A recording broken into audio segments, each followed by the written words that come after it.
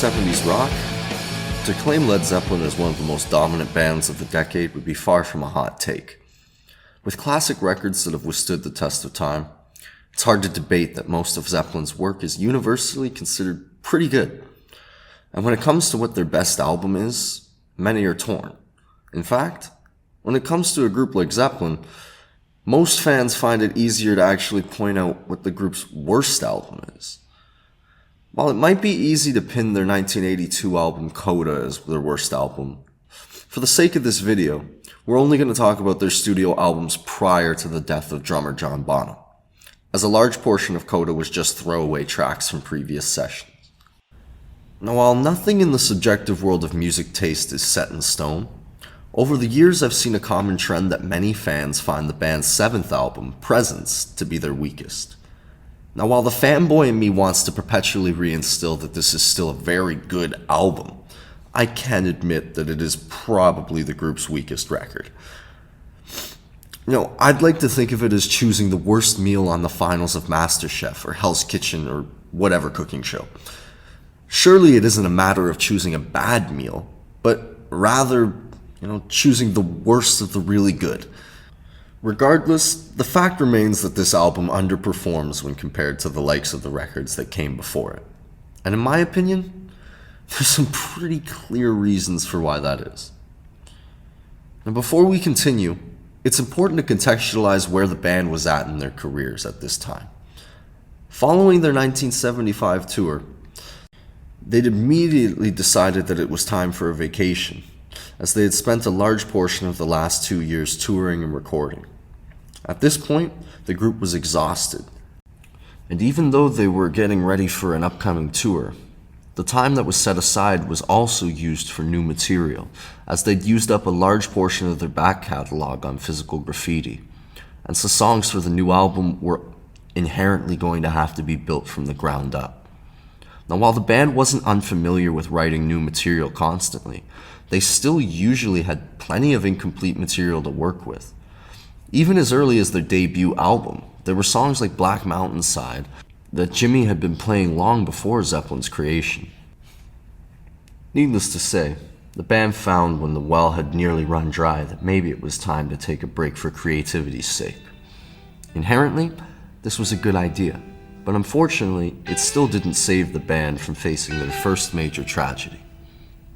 Now, while I'm sure over a 6-year career not everything was sunshine and rainbows, it wasn't until the summer of 1975 that the band's future was in jeopardy. While vacationing in Greece, Robert Plant and his family's car spun off the road, injuring his Achilles tendon. Initially, there was uncertainty about whether he would recover, and as a result, the band's decision was to cancel their upcoming North American tour. While the band definitely took some time to process, they theorized that it would only get harder the longer they delayed their return, and as a result, the band booked a studio in Hollywood for a creative retreat to keep working on new material. While this wasn't the first time they had done this, it was the first time they'd done so with such an urgency. The band was just at death's doorstep, and while everyone had concerns, the experience had also left the band reflecting on where they were at. Having just come out with a heavily bloated and musically eclectic double album that year, Jimmy felt that the most important thing to do was to take back Zeppelin to its roots, and to make sure that if they were really coming to an end, that they'd be going off with a bang. So, did they? Well, sort of. If you view these sort of things by highlights, there's a strong case to be made that Presence has some immaculate moments throughout. Like the breakdown on For Your Life,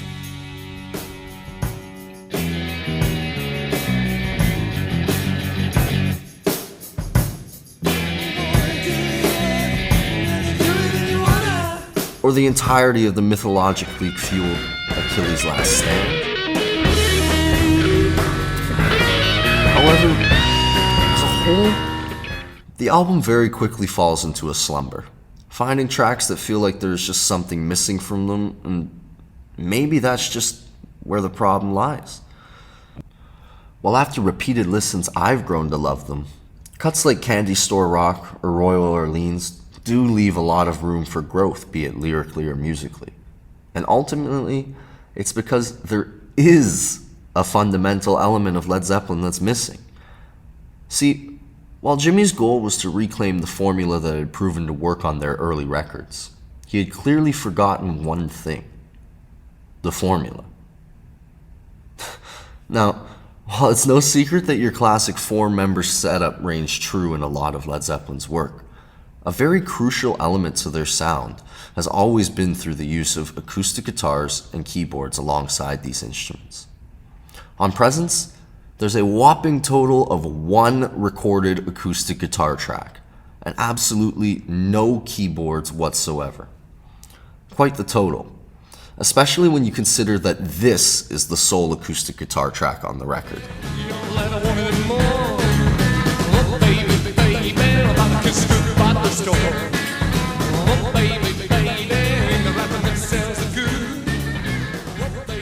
Hardly what you would call a vital part of the track.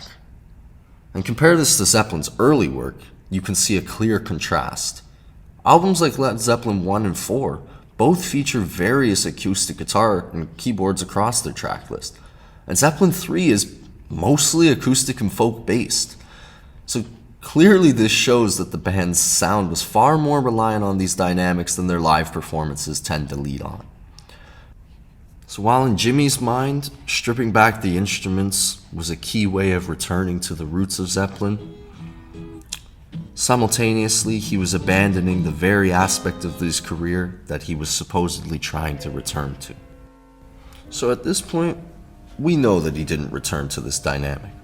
So then the question really is, what dynamic did he end up achieving? Going back to the point I made earlier about urgency, I think that very word right there sums up where Jimmy had reached sonically.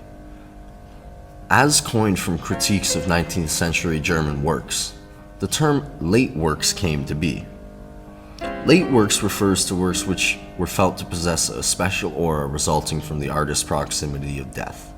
Now, while traditionally this term has been used to refer to artists that are getting old in age, and not a band whose oldest member at the time was literally 30, regardless, between Plant's literal death scare and the theoretical death of the band that subsequently could follow, it seems safe to say that this feeling of urgency felt is pretty directly a result of this late style. Jimmy described Presence as pure anxiety and emotion.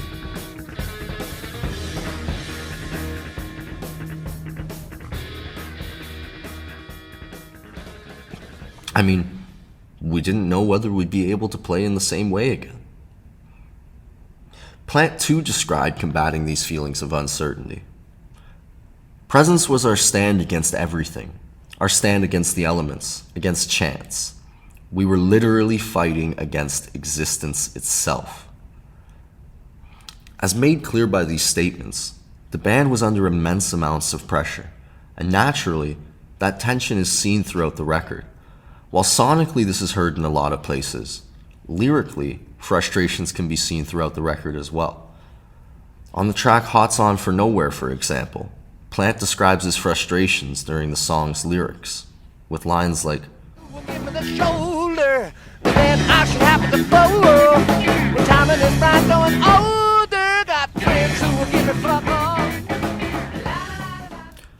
Clearly unhappy with how those who were surrounding him were treating him, Plant brought his dissatisfaction into his lyrics.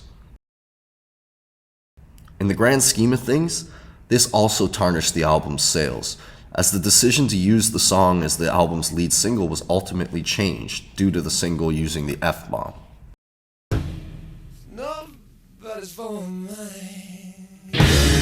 Alternatively, the band decided to use Nobody's Fault But Mine as the lead single.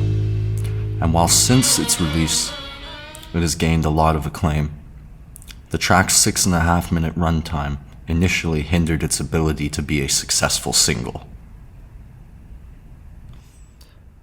While I didn't previously say it, both Bonham and JPJ were absent from the creative retreat that the material that went on Presence was written on for. So, in the end, you have an album that was derived from the combination of an angry vocalist with a guitarist that was having some form of an existential crisis. It truly sounds like a recipe for success, if you ask me. Ultimately, what came is a record that somehow rides the border between being stripped back and also feels like one of Zeppelin's most abrasive outputs. In the end, I see this record as Jimmy taking back complete control, realizing that if he one day wasn't going to be able to continue making music the way he did, that he better achieve everything he had wished to. This is evident in the album's closing track, Tea for One. While the intro is different, the song in its entirety has been described by the band as the only time in their career where they tried to recreate a sound with the hopes of bettering it. Any guess as to which song it is?